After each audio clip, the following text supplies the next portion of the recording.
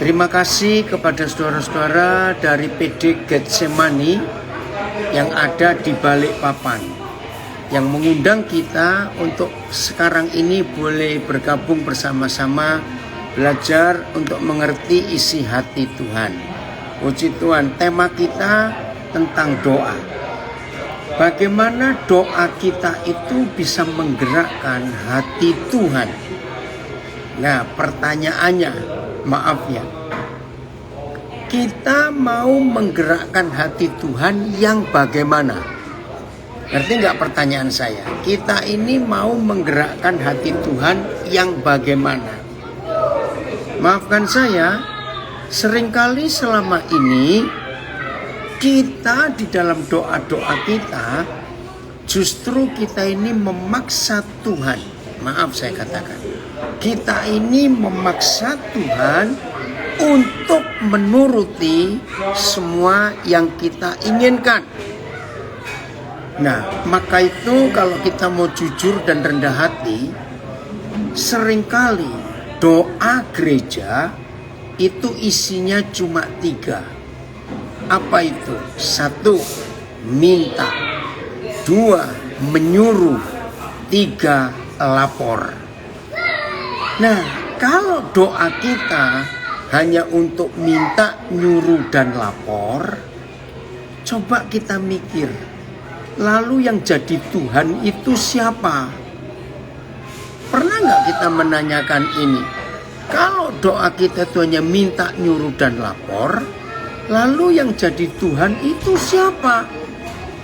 Saudara, maka itu sebelum lebih jauh kita belajar tentang tema yang ditentukan oleh PD Getsemani Balikpapan, bahwa doa itu bisa menggerakkan hati Tuhan.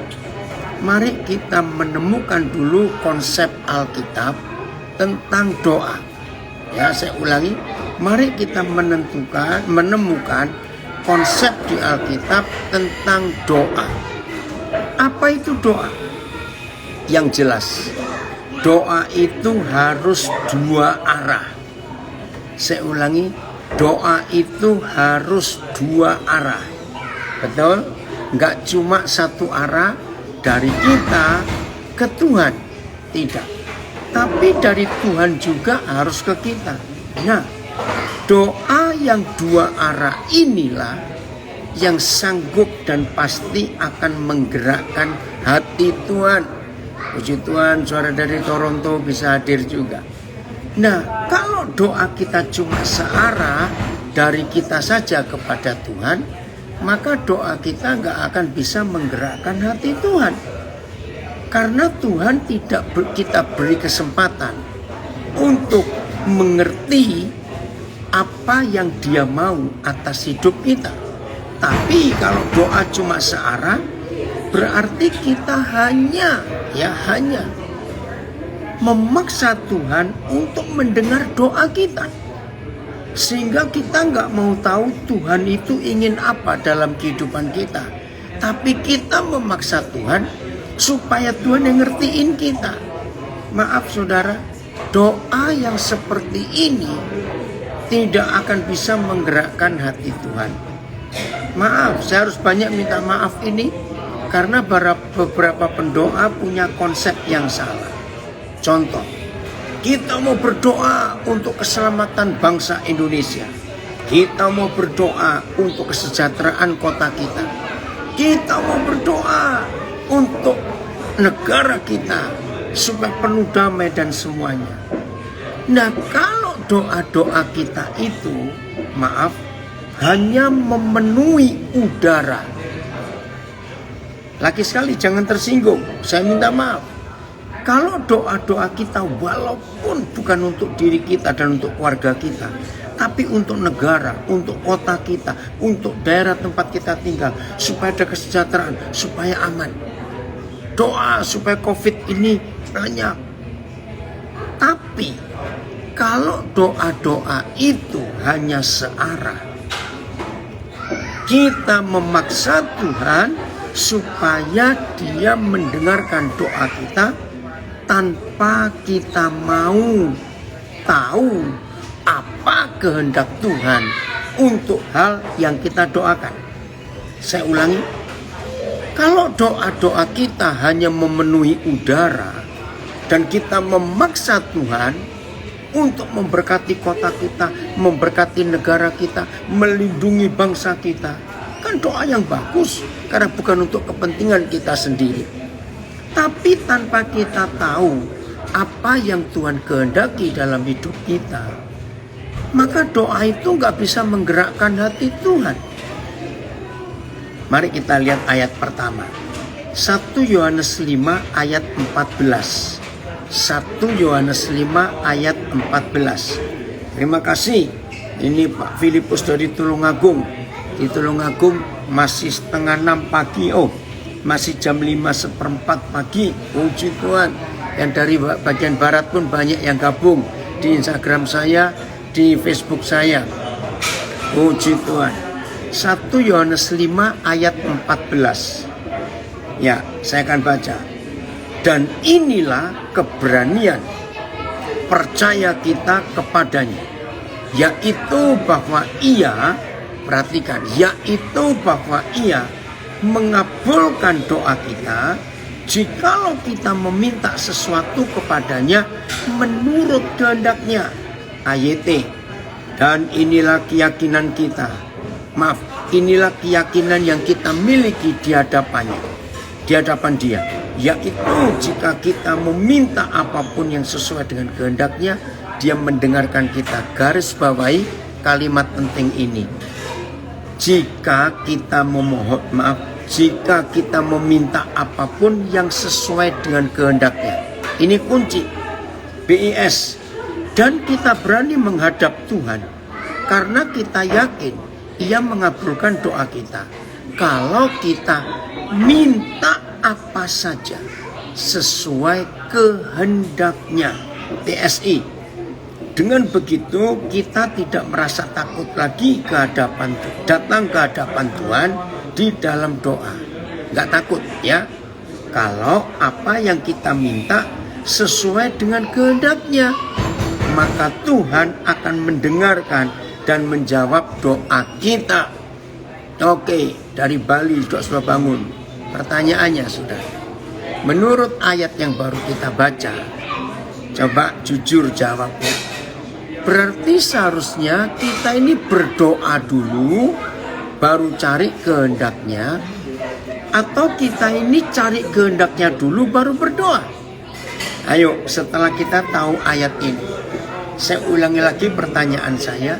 Kita ini berdoa dulu baru cari kehendaknya, atau cari kehendaknya dulu baru berdoa? Wah, dari Brisbane sudah hadir juga. Nah, ini masalahnya. Ternyata menurut firman ini, kita ini cari kehendaknya dulu baru berdoa. Puji Tuhan, dari Salatiga sudah komen, cari kehendaknya dulu. Maka itu kalau doa kita nyerocos sendiri, ya, Eli, cari kehendaknya dulu. Betul, dari Kutai Barat, cari kehendaknya dulu. Maka itu kalau kita berdoa, maaf ya, saya pakai kata yang kurang baik, nyerocos duluan. Dar nih. Ya, wow, rame sekali. Tapi kalau kita nggak mengerti kehendaknya, saudara, maka doa kita pasti, saya jamin, karena firman Tuhan yang jamin, pasti doa kita tidak akan dijawab oleh Tuhan. Coba renungkan ini. Jadi hanya doa yang sesuai kehendak Tuhan yang dijawab. Nah, dari ayat ini maka kita akan menemukan, bersekutulah dulu dengan Tuhan. Ya, betul, dari Manado cari kehendaknya dulu. Bersekutulah dulu dengan Tuhan, akrab, bergaul, maka kita akan mengerti kehendaknya. Nah, begitu kita mengerti kehendaknya, baru kita minta sesuai Dia kehendaki. Oke, Matius 6 ayat 6. Nah, ini sikap hati di dalam doa. hanya kekristenan. Saya ulangi, hanya kekristenan. Yang doa itu tidak ada ritualnya, tidak ada tata caranya, tidak ada kalimat-kalimat yang harus dihafalkan. Tidak ada. Itu hanya Kristen. Nah, kita lihat ayat ini ya. Matius 6 ayat 6. Wih, ini seru sekali. Tetapi jika engkau berdoa, masuklah ke dalam kamarmu, tutuplah pintu. Ya, ayat ini. Akan tetapi, ketika kamu berdoa, masuklah ke dalam kamarmu dan tutuplah pintunya. TL. Tetapi engkau ini, apabila engkau hendak berdoa, masuklah ke dalam bilikmu, kuncikan pintu bilikmu itu. BIS. Tetapi kalau kalian berdoa, masuklah ke kamar dan tutuplah pintu, lalu berdoalah ya. TSI. Tetapi waktu kamu berdoa, masuklah ke kamar dan tutuplah BS, tutuplah pintu. Maaf, TSI. Tetapi waktu kamu berdoa, masuklah ke kamar rumahmu yang paling dalam. Nah, di dalam bahasa Inggris, enter your private room. Kamarmu yang paling dalam, the most private room. Bahasa Inggrisnya, kamarmu yang paling dalam. Tutuplah pintu dan berdoa. Saudara, bagi yang pertama kali dengar ayat 6 ini, Matius 6, ini yang berfirman Tuhan Yesus. Bahwa dia minta kalau kita berdoa itu masuk kamar, kunci pintu. Coba, tidak ada agama apapun di dunia yang seperti ini. Doa masuk kamar, kunci pintu, itu tidak ada. Hanya Tuhan Yesus yang ajarkan seperti ini. Nah, saya persingkatnya, ternyata 2 orang yang boleh masuk kamar pakai kunci pintu. Saya ulangi, 2 orang yang boleh masuk kamar dan pakai kunci pintu harus dan hanya suami istri. Saya ulangi, 2 orang yang boleh masuk kamar dan pakai kunci pintu harus suami istri. Saudara catat ini. Maka itu Kristen, kalau saya pakai kata agama, maka itu Kristen adalah satu-satunya agama di dunia, satu-satunya agama di dunia yang Tuhannya mengajarkan kepada umatnya bahwa dia itu mempelai laki-laki dan umatnya, gerejanya adalah mempelai perempuan. Tidak ada agama apapun di dunia yang seperti itu. Maka itu Tuhan Yesus minta, kalau kamu berdoa masuk kamar, kunci pintu. Sebab sang mempelai pria ingin berjumpa dengan mempelai wanitanya. Ini yang luar biasa, saudara. Maka itu kalau dalam hidup kita mau melakukan ini, wow, hidup doa kita itu luar biasa. Hubungan intim in the most private room, tempat yang paling rahasia, tempat yang paling dalam. Wih, itu luar biasa. Nah, sekarang saya tanya, suami istri yang begitu intim hubungannya, ya, suami istri begitu intim hubungannya, pasti istrinya kalau bicara apa saja itu bisa menggerakkan hati suaminya. Saya ulangi, suami istri yang akrab, yang intim, maka kalau istrinya berkata apa saja, itu bisa menggerakkan hati suaminya. Saudara, semua kita masih ingat kitab Ester. Nah, saya ingin menekankan. Wow, ada yang komen dari Nabire. Zaman now, doa ditulis di FB supaya seluruh dunia tahu. Betul juga ini Pak Guru dari Nabire nulis. Zaman now, doa ditulis di FB supaya seluruh dunia bisa tahu. Betul juga.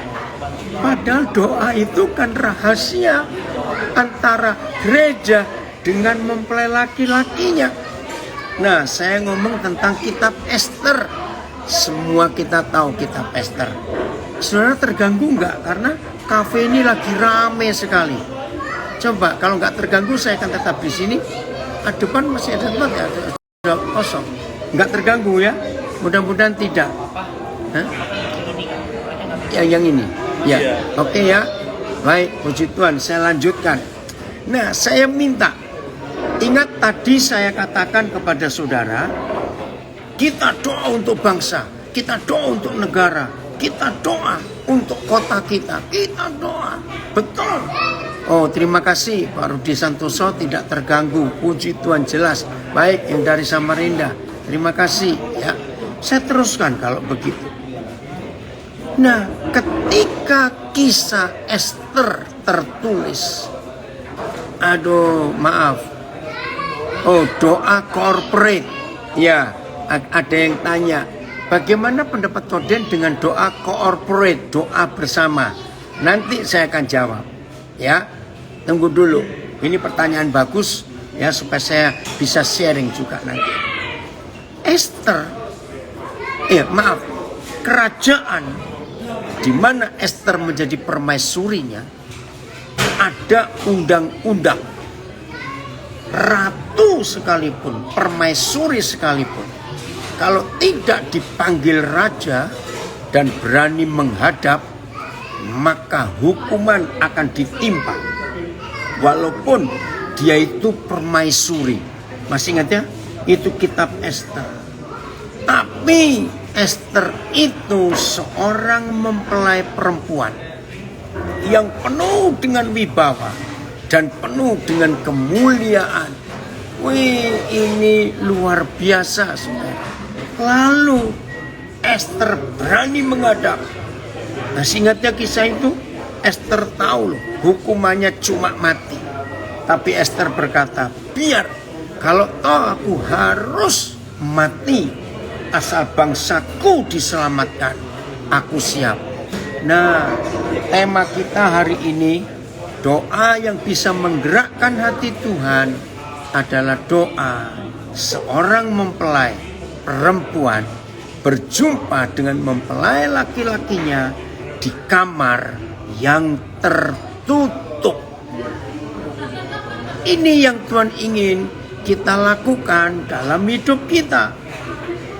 Nah, di kamar yang tertutup itulah mempelai laki-laki surga. Atau kalau kita prajuritnya, maka komandan perang kita akan memberi instruksi, strategi, dan informasi menghadapi musuh di dalam peperangan. Nah, dari mana saya menggunakan ayat ini atau konsep ayat ini? Siapa masih ingat suatu hari murid-muridnya datang kepada Yesus dan berkata, "Guru, kami ngusir setan, setannya nggak mau pergi." Lalu Tuhan Yesus berkata, "Oh, yang jenis ini tidak bisa diusir kalau tidak dengan doa dan puasa." Masih ingat? Nah, maafkan saya. Tidak sedikit gereja menerima firman itu langsung puasa. Ayo kita doa, 3 hari kita puasa, lalu kita berangkat perang. Salah. Saudara, hampir semua firman Tuhan Yesus itu paling mudah dimengerti kalau menggunakan sistem militer. Saya ulangi, firman Tuhan Yesus akan gampang dimengerti kalau kita menggunakan sistem militer.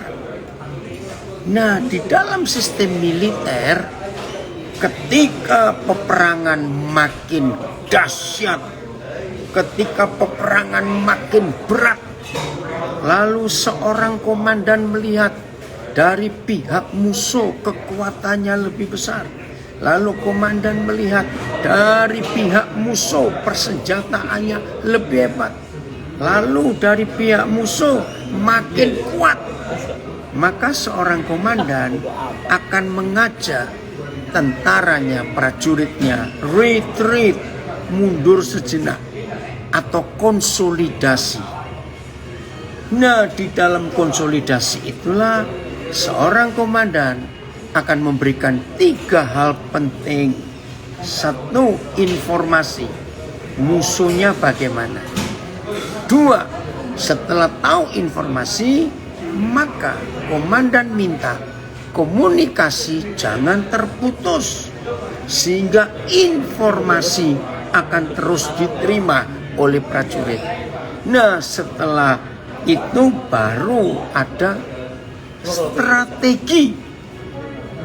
Jadi doa puasa yang dikatakan oleh Tuhan Yesus, untuk jenis ini nggak bisa kamu usir kalau tidak dengan doa puasa, itu artinya kita sebagai prajuritnya masuk ke kamar yang tertutup itu, lalu kita mendengar instruksi, mendengar informasi, dan mengetahui strategi baru dalam peperangan. Ini doa yang bisa menggerakkan hati Tuhan. Ada kerjasama antara kita dengan Tuhan dan Tuhan dengan kita. Nah, saya mau tunjukkan ayatnya. Ya, kita buka kitab Wahyu, pasal 19. Ya, Wahyu 19. Ini yang kita harus tahu. Siapa mempelai perempuan Kristus itu? Ya, saya ulangi, siapa mempelai perempuan Kristus itu? Wahyu 19 ayat yang ke-8. Judulnya di ayat 6. Ya, Wahyu 19 ayat 6. Ayat 6. Ayat 6. Judulnya itu menarik sekali. Perjamuan kawin anak domba. Ya, perjamuan kawin anak domba. Oke, ayat 8 sekarang. Ayat 8. Ayat 8. Dan kepadanya dikaruniakan supaya memakai kain lenan halus yang berkilau-kilau. Nah, kepadanya ini siapa? Ayat 7. Ini bos. Ayat sebentar. Ya, ayat 7. Marilah kita bersukacita dan bersorak-sorai dan memuliakan Dia. Ya, karena hari perkawinan karena hari perkawinan anak domba telah tiba dan pengantinnya telah siap sedia. Pengantinnya. Ayat 8. Dan kepada pengantinnya itu dikaruniakan supaya memakai kain lenan halus. Jadi mempelai Kristus itu pakaiannya lenan halus yang berkilau-kilauan dan putih bersih. Itu tanda kekudusan. Oke? Ayat yang ke-11. Ini masih sambung. Setelah pesta nikah selesai, lalu aku melihat surga terbuka. Sesungguhnya ada seekor kuda putih yang menungganginya bernama yang setia dan yang benar. Ia menghakimi dan berperang dengan adil. Nah, ini Yesus Kristus Tuhan. Ya, mempelai laki-laki nunggang kuda putih. Terus ayat yang ke 13 dan 14. 13 dan 14. Saudara lihat. Ya, dan ia memakai jubah yang telah dicelup dalam darah dan namanya ialah firman Tuhan. Itu Yesus. Tapi ayat 14. Dan semua pasukan yang di surga mengikuti Dia. Saudara, 90% gereja Tuhan tidak pernah menyadari bahwa pasukan ini adalah gereja, yaitu mempelai perempuan Kristus. Dari mana saya tahu? Lihat. Dan semua pasukan yang di surga, ya, lihat itu. Dan semua pasukan yang di surga mengikuti dia. Ini luar biasa, ya, mengikuti dia. Itu yang hebat. Dan lihat, menunggang kuda putih. Jadi sama bukan yang ditunggangi oleh mempelai laki-laki tadi. Terus dan memakai lenan halus yang putih bersih. Ayo kita lihat di ayat 8 tadi. Siapa yang memakai lenan halus yang putih bersih? Jelas mempelai perempuannya. Nah saudara, setelah kita sebagai gereja bersatu dengan Yesus mempelai laki-laki, status kita nggak cuma mempelai perempuan, tapi pasukan yang diajak perang dengan adil. Nah, dengan hubungan seperti ini, gereja berdoa pasti menggerakkan hati mempelai laki-lakinya. Seperti Esther berpuasa 3 hari, lalu raja merubah keputusannya. Nah, ini yang kita harus cari. Jadi maaf saya minta maaf. Jadi doa itu nggak cuma puasanya berapa hari, nyerocosnya berapa panjang, peperangannya dar-der-der, teriak-teriak, enggak. Tapi hubungan intim saudara, mesra. Maka doa yang seperti ini yang bisa menggerakkan hati Tuhan. Kalau tidak ada keharmonisan, keintiman, kedekatan antara Tuhan Yesus dengan kita dan kita dengan Tuhan Yesus, maka doa kita nggak akan bisa menggerakkan hati Tuhan. Maaf, akhirnya cuma buang-buang waktu. Doa puasa dipikir doa sekian hari, tetapi tidak terjadi apa-apa. Maaf ya, ada yang bertanya, lalu doa corporate bagaimana? Ya, oke. Nah itu beda. Kalau doa corporate itu doa bersama-sama, doa jemaat, ya, di dalam Kisah Rasul pasal 4, ya, dalam Kisah Rasul pasal 4 itu ada tulisan doa jemaat. Kisah Rasul ayat yang ke-23. Nah itu beda. Ini doa kesatuan hati, ayat 23 Filipus. Ya saya cuma lihat judulnya saja. Ya, lihat ayat judulnya. Oh Matias Gultom. Ya Pak Gultom, maaf, terima kasih saya salah. Itu doa jemaat. Doa yang sehati. Oke, saya akan bacakan ini ya. Jadi Matias yang kita sedang belajar doa sepribadi dengan Tuhan. Tapi ini ada ayatnya doa jemaat di Kisah Rasul 4. Sesudah dilepaskan, pergilah Petrus dan Yohanes kepada teman-teman mereka. Lalu mereka menceritakan segala sesuatu yang dikatakan imam-imam kepala, tua-tua kepada mereka. Ketika teman-teman mereka mendengar hal itu, berserulah mereka bersama-sama kepada Tuhan. Katanya, ya Yahweh, Engkaulah yang menjadikan langit dan bumi, laut dan segala isinya, dan oleh Roh Kudus yang perantaraan-Mu Daud Bapa kami, Engkau telah berfirman, mengapa rusuh bangsa-bangsa, mengapa suku-suku bangsa mereka-reka perkara yang sia-sia.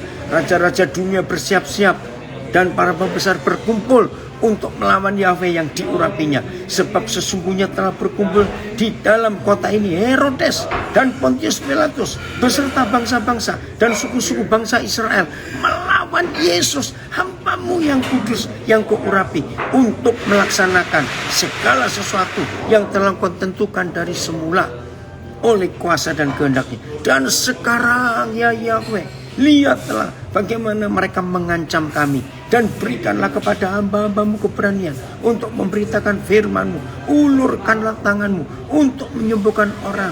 29. Dan sekarang ya Yahweh, lihatlah bagaimana mereka mengancam kami, dan berikanlah kepada hamba-Mu keberanian untuk memberitakan firman-Mu. Ulurkanlah tangan-Mu untuk menyembuhkan orang. Adakanlah tanda-tanda dan mujizat-mujizat oleh nama Yesus hamba-Mu yang kudus. Nah, ketika doa itu sehati, corporate tadi ya, dan ketika ayat 31, dan ketika mereka sedang berdoa, goyanglah tempat mereka berkumpul itu, dan mereka semua penuh dengan Roh Kudus. Lalu mereka memberitakan firman Tuhan dengan berani. Nah, jadi ada waktunya Pak Matias dan semua kita, doa kita korporat, doa bersama-sama.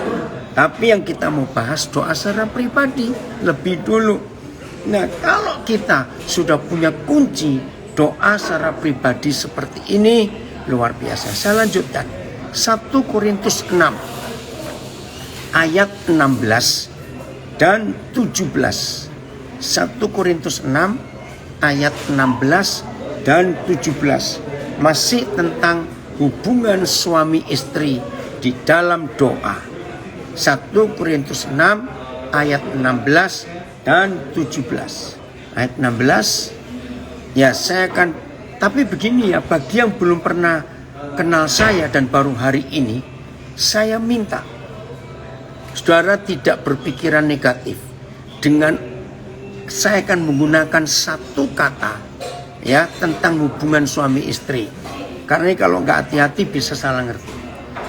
Atau tidak tahukah kamu bahwa siapa yang mengikatkan dirinya pada percabulan, saya nggak baca kata perempuan ya, menjadi satu tubuh dengan dia.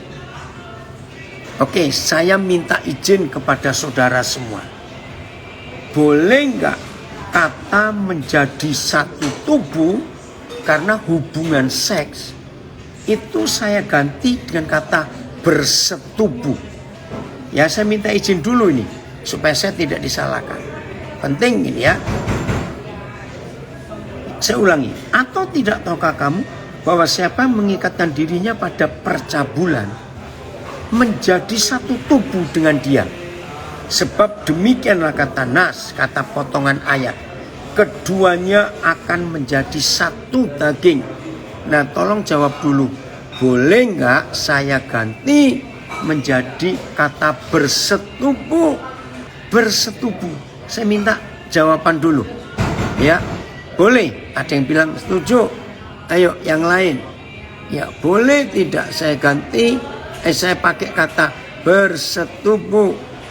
Oke, ada yang lain sudah jawab. Lanjutkan. Yang dari Zoom saya belum ketemu ini. Setuju? Oke, yes, boleh. Nah, sekarang jadi gini. Suami istri yang melakukan hubungannya itu ternyata disebut bersetubuh. Manusia dengan manusia. Lihat ayat 17. Nah, kebetulan coba saudara lihat di ayat 16. Paulus menggunakan kata mengikatkan dirinya. Ya, menjadi satu. Roh, tubuh dan jiwa, mengikatkan dirinya. Nah, Paulus juga menggunakan kata yang sama, hubungan gereja dengan Tuhan. Tetapi siapa yang mengikatkan dirinya pada Tuhan. Nah, dipakai kata yang sama, mengikatkan dirinya pada Tuhan. Menjadi satu roh dengan dia. Wow, ini luar biasa. Nah, saya pakai begini. Tetapi siapa yang mengikatkan dirinya pada Tuhan itu berseroh dengan Tuhan. Saya kagum. Maka itu doa itu adalah berseroh. Masuk ke dalam kamar dan kunci pintu. Seperti suami istri bersetubuh. Maka itu sedikit sekali murid-murid Tuhan Yesus mengerti prinsip berseroh. Sehingga di dalam doa-doa kita, maaf, istri yang ngomong sendiri, istri yang paling cerewet, suami gak pernah dikasih kesempatan untuk menguraikan apa-apa. Jangan tersinggung ya saya ngomong ini. Jadi Tuhan ingin kita berseroh dengan dia. Intim banget, betul. Ada yang komen ini, intim banget. Oh Tuhan, Engkau sungguh luar biasa. Tuhan ingin kita intim dengan Dia di dalam segala hal yang kita lakukan dalam hidup kita. Doa itu satu roh dalam keintiman. Betul Pak Gultom? Ini yang Tuhan cari. Saudara masih ingat? Iya, oke. Dari Jakarta Fitri, doa itu berseroh, satu roh. Wih, hebat sekali. Nah, kita ingat Musa waktu berdoa di Gunung Sinai. Oke, super sekali. Betul, firman Tuhan ini luar biasa. Jadi waktu Musa di Gunung Sinai, dia itu nggak tahu kalau itu sudah 40 hari. Musa nggak tahu. Tapi begitu intimnya Musa dengan Tuhannya, sampai Musa lupa hari, lupa makan, lupa minum, lupa tidur, dan lupa segala-galanya. Oh, dalam terjemahan AYT, akan tetapi orang yang mengikatkan diri dengan Tuhan menjadi satu roh dengan Dia. Puji Tuhan. Jadi ada yang tanya balik papan. Jadi kalau ada orang yang suka bermain dengan dunia roh, berarti suka selingkuh. Betul. Betul sekali. Dia suka selingkuh. Maka itu saudara, dalam hidup kita penting sekali.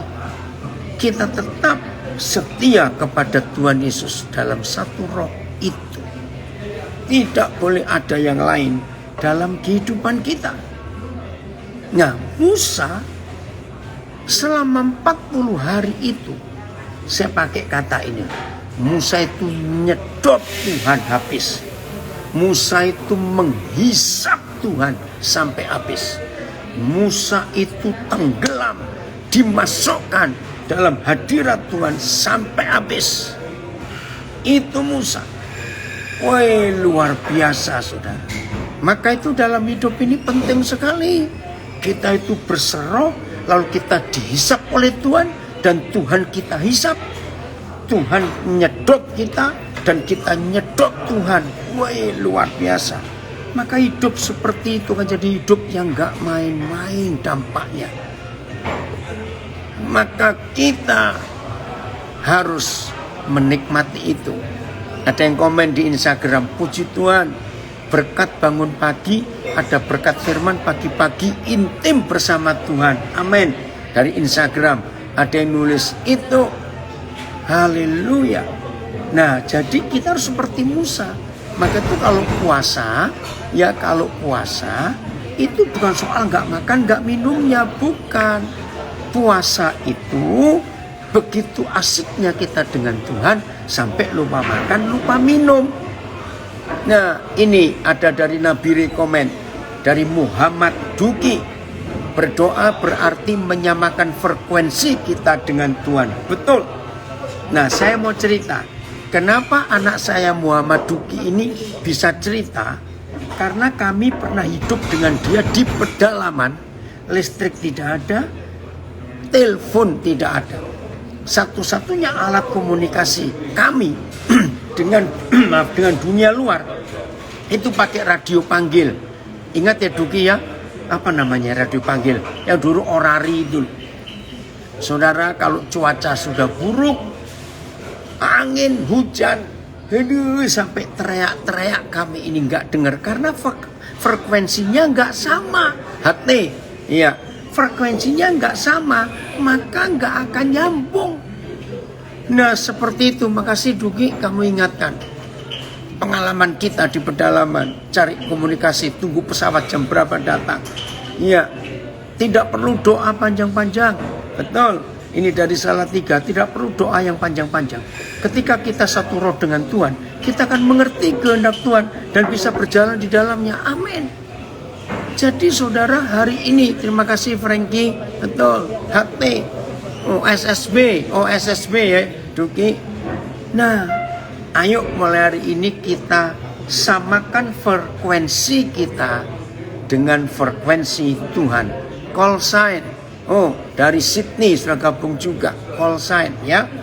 Nah, roh kita dengan roh Tuhan yang supaya kita berseroh, maka kita harus satu frekuensi. Oke, ini ada yang menambahkan amin. Sebab firman berkata, aku mengasihi orang yang mengasihi aku. Dan orang yang tekun mencari aku akan mendapatkan daku. Puji Tuhan. Nah ini ada komen dari Jakarta. Maka itu kalau kita nggak sefrekuensi, maka kalau doa suka bentak-bentak Tuhan. Itu biasanya pendoa itu suka bentak-bentak Tuhan. Enggak boleh. Kalau kita sudah satu roh dengan Tuhan, nggak perlu bentak-bentak, nggak perlu teriak-teriak. Tinggal satu tempat tidur, satu kamar kok teriak-teriak, ngapain? Apalagi pakai toa, nggak perlu. Masa di satu kamar pakai toa, itu budeknya kayak apa itu orang yang satunya? Maaf. Jadi kita harus mengerti. Ya, itu ada suami istri saling tertawa sendiri. Jelas ya saudara, di kesehatian kita, bahkan suami istri, ya, coba yang sudah menikah lama.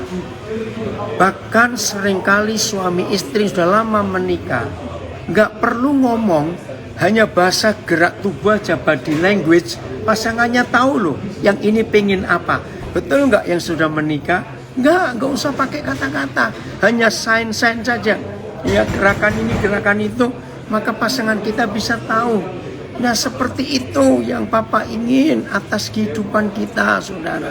Aduh, ya, oke. Pak Pendeta Jeki Misa dari Palembang menambahkan Yeremia 29 ayat 7. Usahakanlah kesejahteraan kota kemana kamu aku buang, dan berdoalah untuk kota itu kepada Yahweh, sebab kesejahteraannya, ya, kata doa Paal artinya memutuskan bersama Tuhan. Betul. Jadi nggak nyerocos sendiri. Kata doa di dalam Yeremia 29 ayat 7 itu berunding di pintu gerbang, bersama-sama memutuskan. Jadi nggak sepihak, nggak dari pihak kita pendoa yang enggak. Tuhan pun ingin bicara kepada kita, apa yang harus kita buat untuk melakukan sesuatu buat kota kita. Oh, ada yang komen, oh I see, berarti bangun pagi-pagi ini Tuhan yang bangunkan karena lagi mau intim. Ada hal yang pengen Tuhan beritahu. Betul. Oh haleluya, luar biasa Tuhan Yesus. Oke, Dedi, maaf ya tadi kamu telepon 3 kali, Papi lagi Zoom ini. Ya nanti habis ini Papi selesai, Papi telepon kamu. Terima kasih Dedi. Ini anak saya memberkati kami selama di Washington DC. Puji Tuhan. Nah saudara, kalau kita mau hidup Fong An, terima kasih Papi, kamu bisa join pagi-pagi begini. Salam buat Halim ya. Nah saudara, kalau kita mau hidup sungguh-sungguh dengan Tuhan, aduh hidup itu luar biasa menyenangkan. Tuhan juga senang masalahnya. Yang senang gak cuma kita saja, Tuhan juga senang. Karena kita bisa intim dengan Dia. Oke, saya stop dulu sampai di sini. Ada yang mau tanya nggak? Ayo, ada yang mau tanya nggak? Silakan nulis di Instagram boleh, di Facebook boleh, di Zoom boleh. Ayo, ada yang nulis, saya tunggu. Saya beri 3 orang kesempatan untuk bertanya. Ada nggak? Ayo kita diskusi supaya doa kita itu benar di hadapan Dia. Ya, berapa hari yang lalu ada seorang tanya saya, bagaimana cara saya menyembah, cara saya doa? Ada jam tertentu nggak? Jam berapa kalau saya boleh tahu? Maka saya jawab, nggak ada jamnya, kapan saja boleh. Dari Nabire ada komen dari anak saya ini, buah keintiman dengan Tuhan di dalam kehidupan sehari-hari yang paling nampak apa-apa. Nah, ini pertanyaan bagus. Saya ulangi ya pertanyaannya.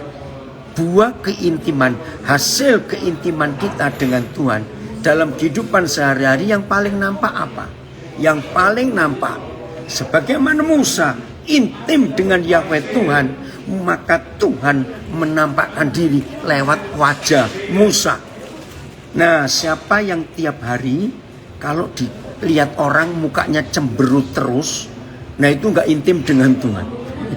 Orang yang intim dengan Tuhan, wajahnya itu loh menyenangkan, seger, damai, sejahtera. Walaupun belum cuci muka tetap seger, karena hadirat Tuhan menguasai orang itu.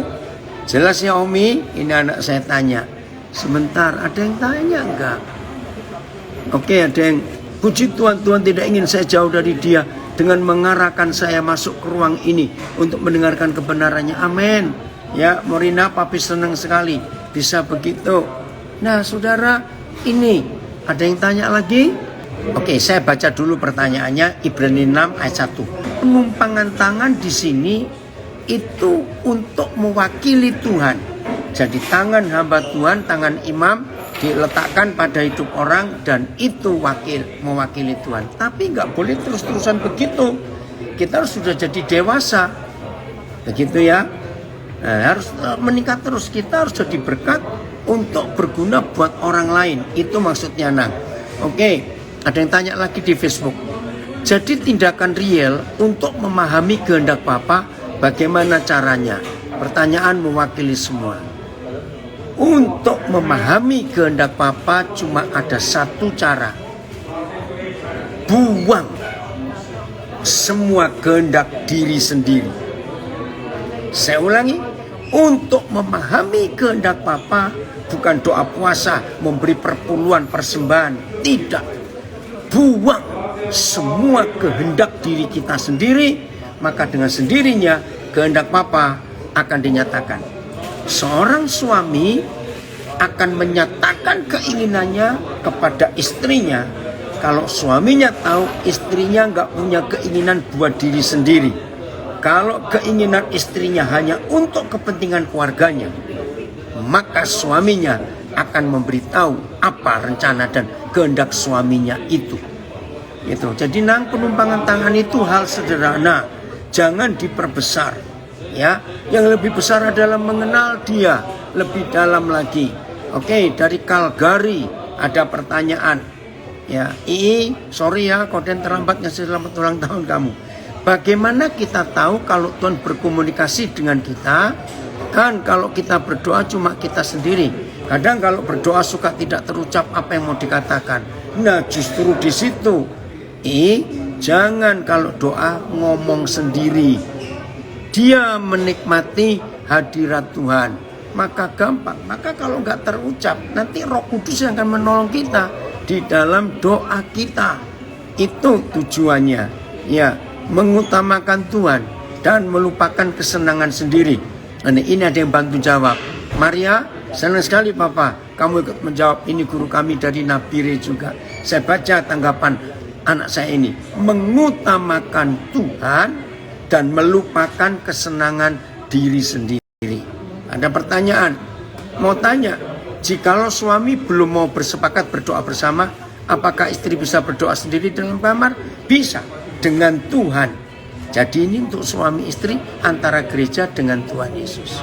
Ya, bukti bahwa kita satu frekuensi dengan Tuhan adalah penyerahan hidup total. Betul, karena frekuensi kita harus kita tundukkan supaya frekuensi Tuhan lebih besar. Jadi dalam istilah frekuensi yang lebih kecil, ya, itu biasanya gampang untuk dimasuki yang lebih besar. Nah, begitu pula kita dengan Tuhan. Seperti itu yang Tuhan mau untuk kita. Baik, saya akan lanjutkan. Ini bagian terakhir.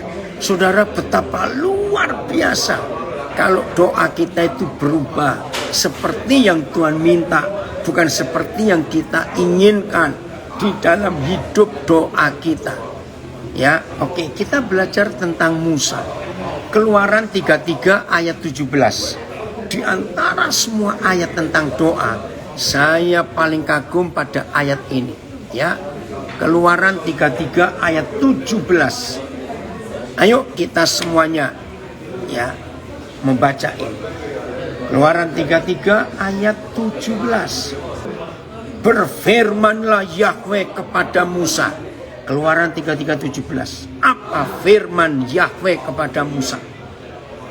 Juga hal yang telah kau katakan ini akan kulakukan, karena engkau telah mendapat kasih karunia di hadapanku dan aku mengenal engkau.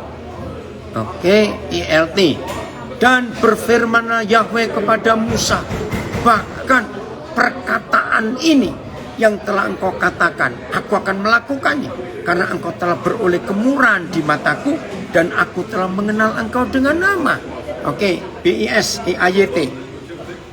Yahweh menjawab Musa, aku juga akan melakukan yang telah kamu minta, sebab kamu mendapatkan kemurahan hati di mataku, dan aku telah mengenalmu dengan namamu.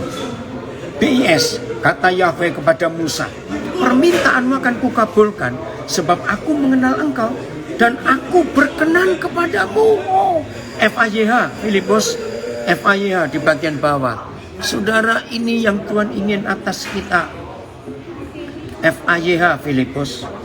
Wah, dahsyat sekali Tuhan kita ya. Naik lagi Filipus. Lagi? Belum kebaca, Papi? Ya. Yahweh menjawab Musa, benar, aku akan meluluskan permintaanmu, karena engkau telah mendapat kasih karunia dari aku. Aku mengenal engkau dengan baik. Saudara, bagian terakhir ini saya akan tekankan, Musa itu nggak berdoa loh kepada Tuhan. Dari semua terjemahan nggak ditulis berdoalah Musa, atau Musa yang kamu doakan akan kukabulkan. Tidak. Baca baik-baik. Apa yang telah kau katakan kepadaku Musa akan kulakukan, bukan apa yang kau doakan. Maka itu saudara, izinkan saya berkata kalimat ini. Kalau berdoa jangan suka bentak-bentak Tuhan, jangan suka nyuruh-nyuruh Tuhan, perintah-perintah Tuhan, tolong Tuhan, wah Tuhan begini. Enggak, ngomonglah baik-baik.